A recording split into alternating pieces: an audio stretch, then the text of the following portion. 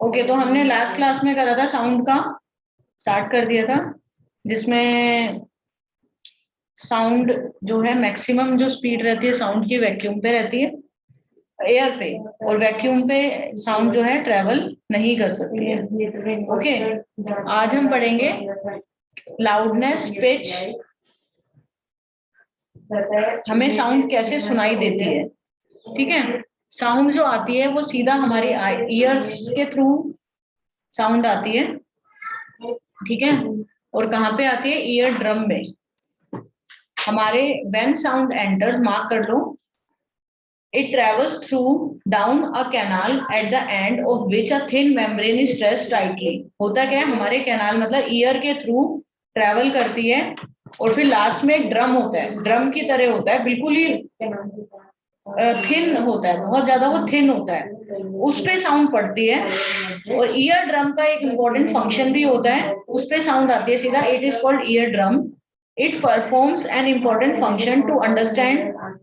ठीक है, तो उसका फंक्शन क्या होता है वो यहाँ देख लो। उसके लिए एक एक्टिविटी है, ये ईयर ड्रम का मॉडल भी करा हुआ है, जिसमें एक एक्टिविटी है, टेक अ प्लास्टिक और tin can, cut its end stretch a piece of rubber balloon across it. यहाँ पे क्या किया है, इसको कट किया, यहाँ से कोई बोल रहा है तो ये ड्रम का काम कर रहा है, दिख रहा है बलून, मतलब एक साइड से हमने उसको प्लेन खाली कर दिया।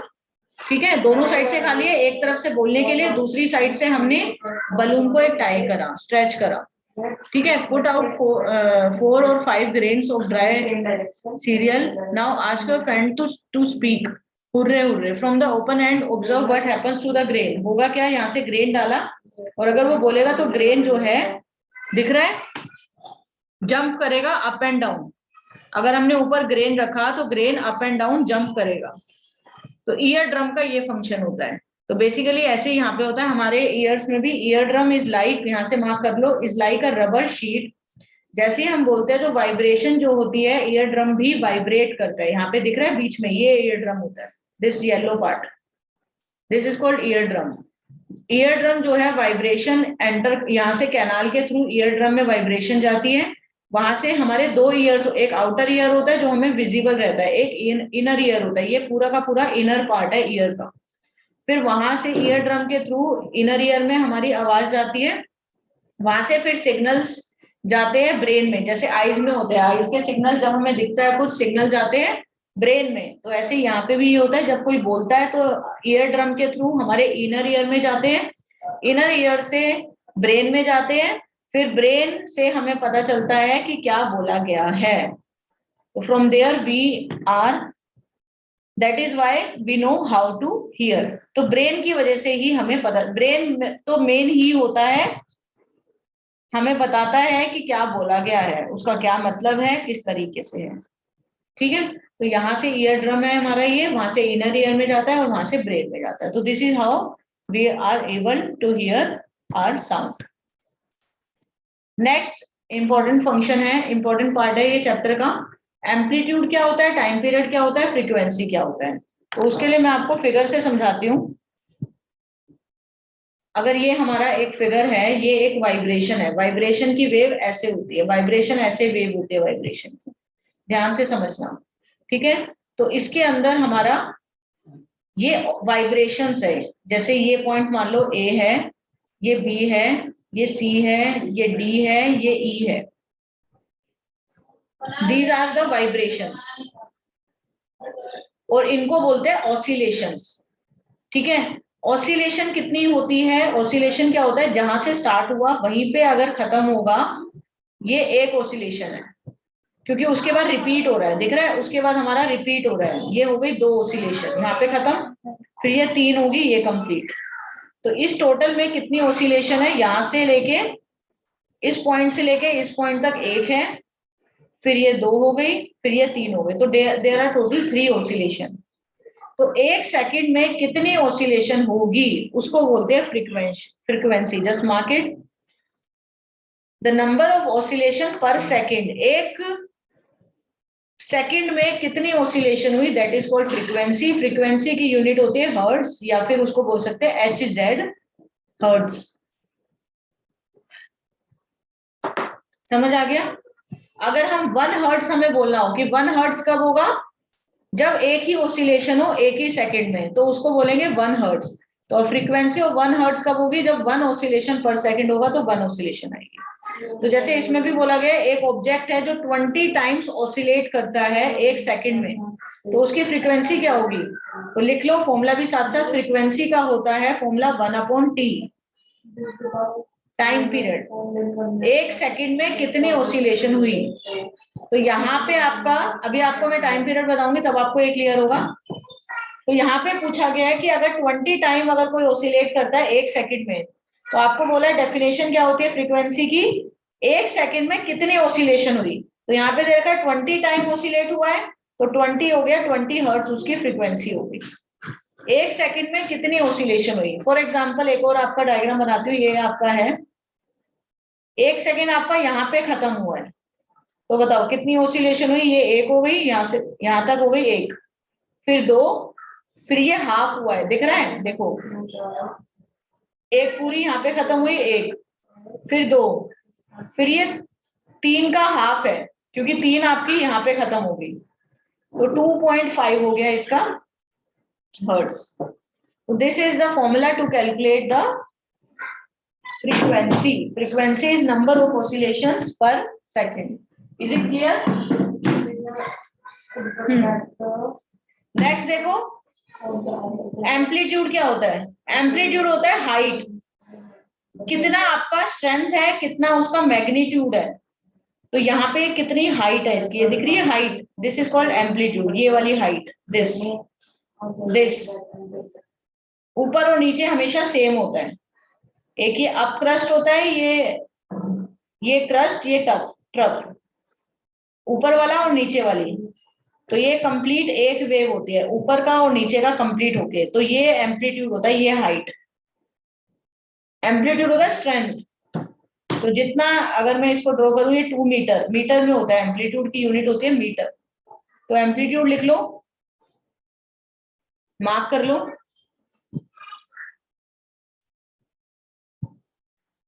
Amplitude is the magnitude of crest और ट्रफ।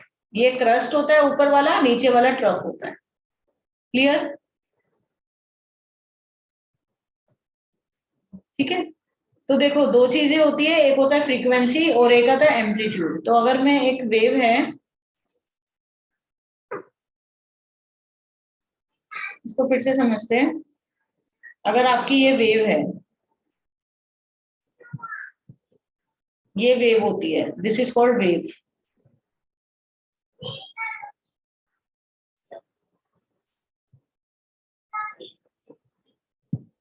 ठीक है।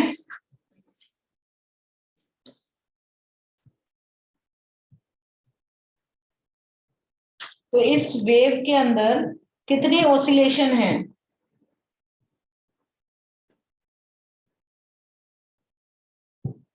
इस कंप्लीट वेव के अंदर कितने ऑसिलेशंस है, उसको ध्यान से समझो। ये हो गया आपका, यहां से स्टार्ट होता है, ओके। इसके बाद फिर से स्टार्ट हो रहा है, रिपीट हो रहा है, इसके बाद फिर से रिपीट हो रहा है। तो दिस इज 1 वेव, ये हो गई 1 ऑसिलेशन।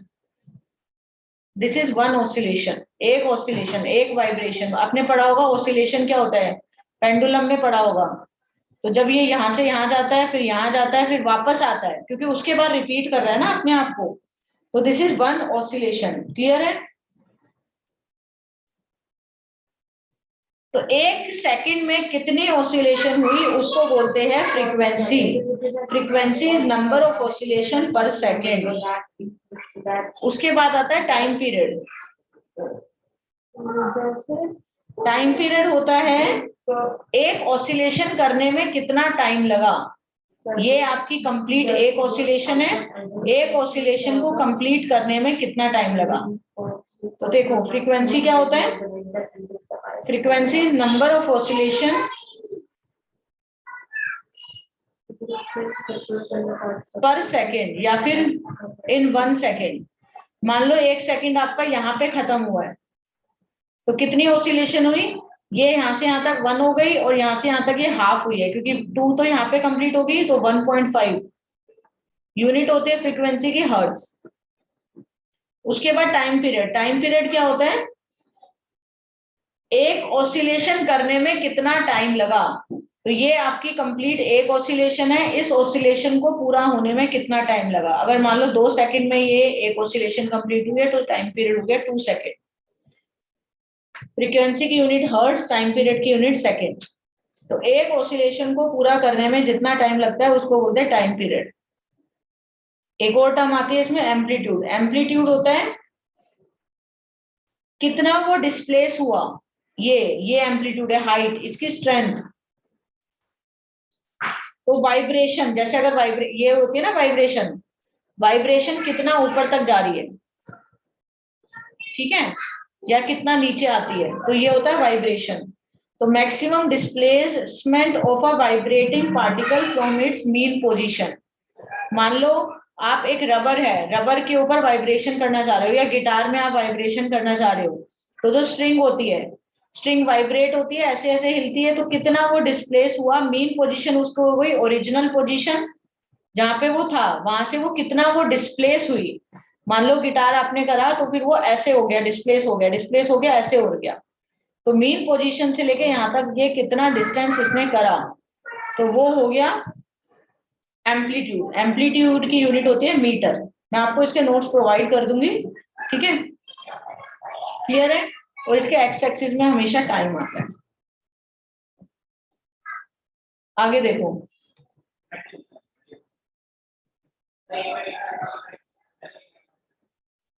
तो ये 3 इंपॉर्टेंट टर्म्स हैं, amplitude, vibration, amplitude, time period and frequency. Next देखो, कैरेक्टरिस्टिक्स ऑफ साउंड। साउंड के 2 कैरेक्टरिस्टिक्स होते हैं, एक होता है लाउडनेस और एक होता है पिच।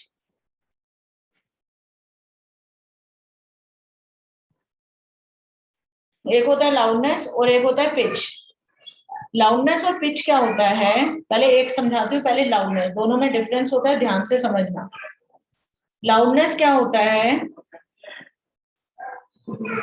जैसे for example, take a metallic tumbler and a table spoon, strike the table spoon gently at a brim of tumbler, thermocol ball touching the vibration, hear the sound produced. Now bang the spoon on a tumbler and hear the sound produced again. Is the sound louder when the tumbler is struck hard? Loudness पता होगा, louder किसमें ज्यादा तेज आवाज आई है, तो वो होता है लाउडनेस। लाउडनेस जो होता है वो बेसिकली हमें बताता है, ध्यान से समझना, लाउडनेस क्या होता है। लाउडनेस होता है कितनी सेंसेशन आई ईयर के अंदर, जिसमें हम एक 2 साउंड होते हैं ना, एक लाउड साउंड होती है और एक होते हैं फेंट साउंड। फेंट साउंड मतलब बिल्कुल ही सुनाई नहीं दे रहा, जैसे बोलते नहीं टीचर स्पीक लाउडली, तो कितनी तेज आवाज आ रही है। जितनी ज्यादा तेज आवाज आएगी उतनी ज्यादा एम्पलीट्यूड होगा, या उल्टा बोल सकते हो, जितना ज्यादा एम्पलीट्यूड होगा, जितनी तुम्हारी स्ट्रेंथ होगी, जितनी ज्यादा एम्पलीट्यूड अभी बताया था ना, जैसे एक ये फिगर है, इसका एम्पलीट्यूड इतना है, वाइब्रेशन बहुत ज्यादा हुई, और एक में इतना सा एम्पलीट्यूड है, वाइब्रेशन इतनी सी हुई। तो दोनों केसेस में हमारा लाउडनेस इसमें ज्यादा है। तो जितना ज्यादा एम्पलीट्यूड उतनी ज्यादा लाउडनेस। और क्या रिलेशन होता है ये भी मार्क कर लो, loudness of a sound is proportional to the square of amplitude of vibration producing the sound. जैसे फॉर एग्जांपल एक ड्रम है, ठीक है, एक ड्रम है और एक आप ड्रम पे बजा रहे हो, और एक आप नॉर्मल एक नोटबुक पे आप स्पून से वुडन नोटबुक पे आप पेंसिल मार रहे हो, तो किसमें लाउडनेस होगी, ऑब्वियसली ड्रम में। तो ड्रम की लाउडनेस हाई है, ड्रम की आवाज तेज है, जितनी ज्यादा तेज होगी आवाज उतनी आपको दूर तक सुनाई देता है, जितनी ज्यादा तेज आवाज उतनी आप डिस्टेंस से सुन सकते हो। तो इस केस में इसकी ज्यादा लाउडनेस है, क्लियर है। तो लाउडनेस एम्पलीट्यूड से पता चलता है, और एम्पलीट्यूड के स्क्वायर के प्रोपोर्शनल होता है। मान लो अगर एम्पलीट्यूड 2 मीटर है तो लाउडनेस 4 टाइम्स हो जाएगा उसका स्क्वायर। तो loudness is proportional to the square of amplitude, मार्क कर लेना बुक के अंदर भी। If the amplitude become twice, अगर एम्पलीट्यूड ट्वाइस हो जाएगा तो लाउडनेस 4 टाइम्स हो जाएगी। लाउडनेस की यूनिट मार्क कर लो, डेसिबल होती है amplitude, unit of loudness. D small आता है, बी कैपिटल आता है डेसिबल के अंदर। डैश सी बल, B small, D small, B capital. अगर आप नॉर्मल ब्रीदिंग कर रहे हो तो उसकी लाउडनेस होगी आपकी 10 डीबी। आप छोटा विस्पर कर रहे हो तो विस्परिंग कर रहे हो तो 30 डीबी, नॉर्मल कन्वर्सेशन कर रहे हो 60। अगर ट्रैफिक की आवाज 70 डीबी होता है, फैक्ट्री में जो आवाज आती है वो 80 डीबी आती है, लाउडनेस उसकी काफी हाई होती है। अगर 80 डीबी से अबव हो जाती है आवाज जो कि फैक्ट्री में आती है, वो ईयर के लिए आपके लिए पेनफुल रहेगा और फिजिकली वो अच्छा नहीं है। इसलिए बोलते हैं आवाज धीरे करके हमें सुनना चाहिए, ईयर में प्रॉब्लम हो जाएगी अगर आप 80 डीबी से ज्यादा अगर आपको आवाज आती है। That is called noise pollution भी। Loudness of a sound depends upon the amplitude. जब एम्पलीट्यूड ज्यादा होगा तो आपको लाउडनेस बढ़ेगी, और एम्पलीट्यूड स्मॉल होगा तो साउंड भी छोटी आएगी। प्रोड्यूसेस फीबल, फीबल मतलब बहुत ही धीरे आवाज आएगी। क्लियर है? नेक्स्ट आ जाते हैं पिच पे। जैसे अगर मैं बोलूं एक बच्चा बोल रहा है और एक पेरेंट बोल रहा है, तो उसमें दोनों में आवाज जो है, लाउड आवाज अलग अलग होगी। ठीक है, जैसे अभी मेरी लाउडनेस हाई है क्योंकि मैं आपको पढ़ा रही हूँ, तो मेरी लाउडनेस हाई है। ठीक है, टीचर की आवाज अलग रहती है, ज्यादातर टीचर की आवाज लाउड होती है। ठीक है, क्योंकि उनको तेज बोलना होता है और वो उन्हीं चीज के हैबिचुअल हो जाते हैं। Next is pitch. पिच क्या होता है पहले ये समझ लो, फिर समझाती हूँ। पिच क्या होता है? पिच होता है पतली आवाज और मोटी आवाज। लाउडनेस सेम है, पिच का लाउडनेस से कोई रिलेशन नहीं है। अगर दो जने हैं, दोनों की लाउडनेस सेम है, जैसे एक तुम्हारे सर टीचर है और एक मैम टीचर है, दोनों की लाउडनेस अगर सेम है, दोनों ही इक्वल तेजी से बोल रहे हैं, दोनों की लाउडनेस अगर सेम है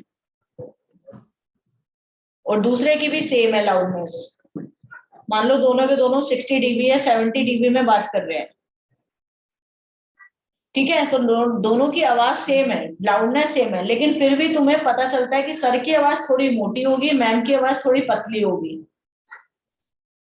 एक बच्चा बात करता है और एक पेरेंट बात करे, अगर पापा बात कर रहे हैं, डैडी, या फिर बोल सकते हो अगर फादर बात करते हैं और एक बच्चा बात कर रहा है, दोनों में डिफरेंस होता है। उसके दोनों की अगर बच्चा भी तेजी से बोल रहा है चिल्ला के और फादर भी अगर लाउडली बोल रहे हैं, लेकिन फिर भी you will be able to differentiate. क्यों, कैसे? क्योंकि दोनों की पिच अलग अलग है। पिच को श्रिलनेस भी बोलते हैं, दोनों की पिच अलग अलग है। ठीक है, पिच मतलब पतली आवाज और मोटी आवाज। जब फादर बोल रहा है उनकी पिच जो है बहुत ज्यादा लो है, लेकिन पिच हाई, जितनी ज्यादा पिच हाई उतनी थिन आवाज हो जाती है।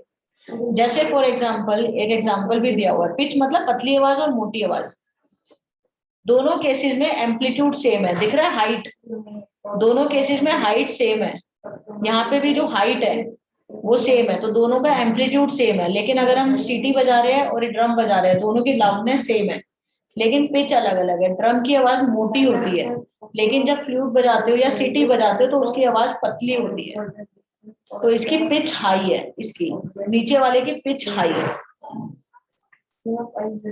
क्लियर है? तो पिच, तो ड्रम जो है वाइब्रेट करता है, लेकिन वो लो फ्रीक्वेंसी में वाइब्रेट करता है, तो ड्रम की जो है लो पिच है। लेकिन अगर तुम सीटी बजाते हो तो तुम्हारी फ्रीक्वेंसी हाई होती है, जल्दी जल्दी बोलते हो, फ्रीक्वेंसी हाई होती है, तुम्हारी पिच भी हाई है। अब फ्रीक्वेंसी हाई और लो का क्या मतलब है?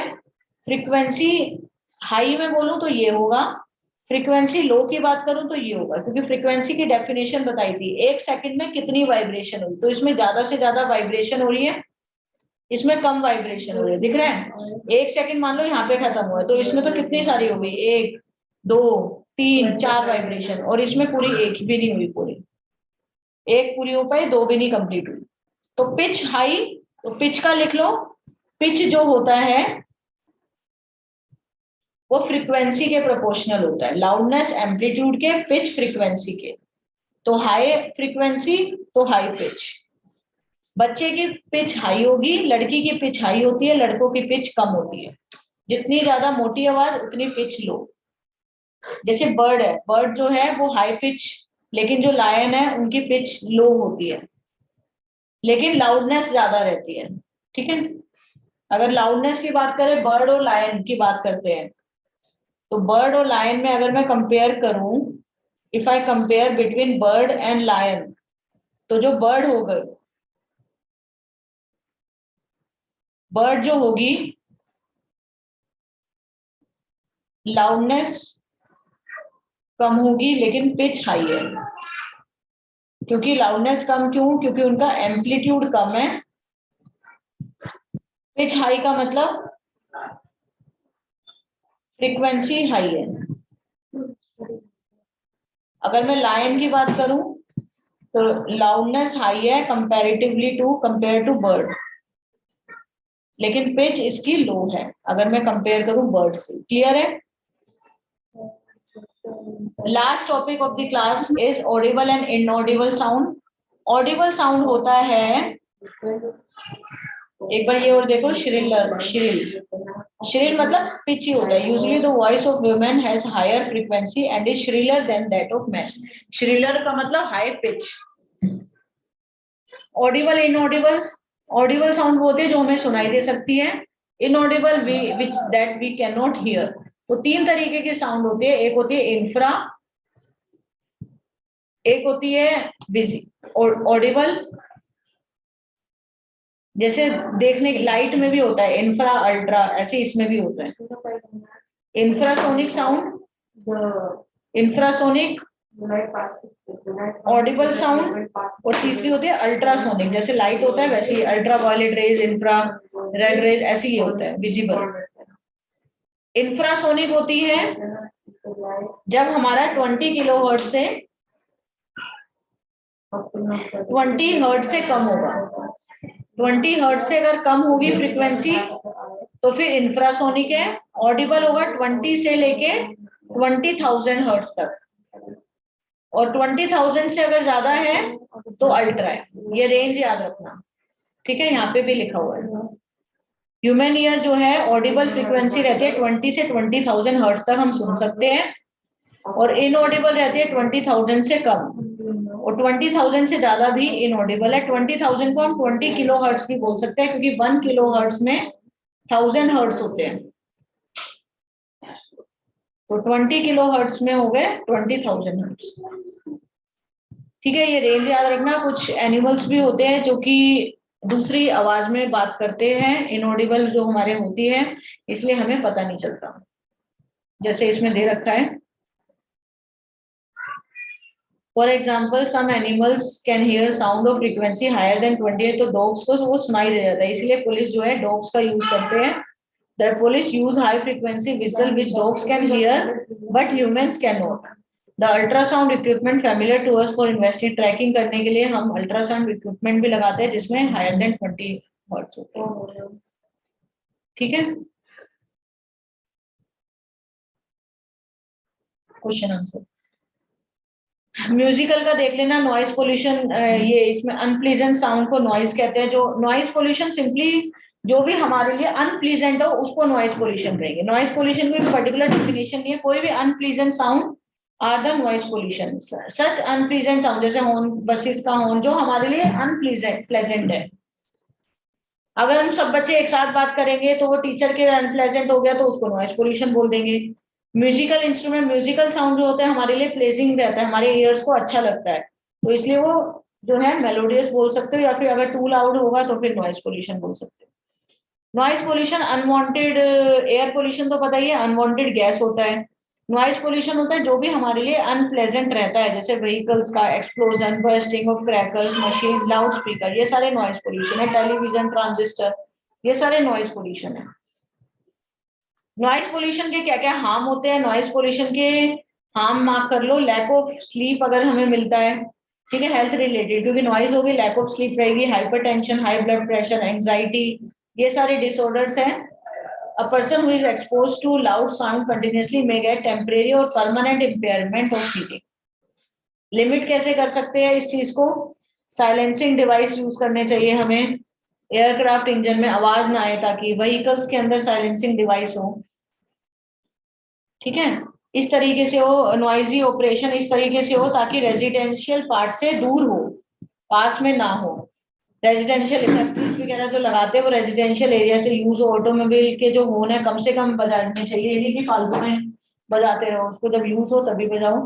ट्रीज को प्लांट करते रहना चाहिए बीच में ताकि वो नॉइज पोल्यूशन को रिड्यूस करे। हियरिंग इम्पेयरमेंट क्या होता है, रेयर होता है, बर्थ से आता है ये कभी कभी। पार्शियल डिसेबिलिटी रहता है इसके अंदर, डिजीज इंजरी। चिल्ड्रन जो है उनको इम्पेयर स्पेशल केयर रखनी पड़ेगी। कम्युनिकेशन स्पीच डेवलपमेंट होती है उनके हाथ से, जैसे वो एक्शन करके बताते हैं। टेक्नोलॉजी भी आजकल आ गई है तो ये पढ़ लेना, ठीक है, क्या क्या यूज होता है। क्लियर है? ओके।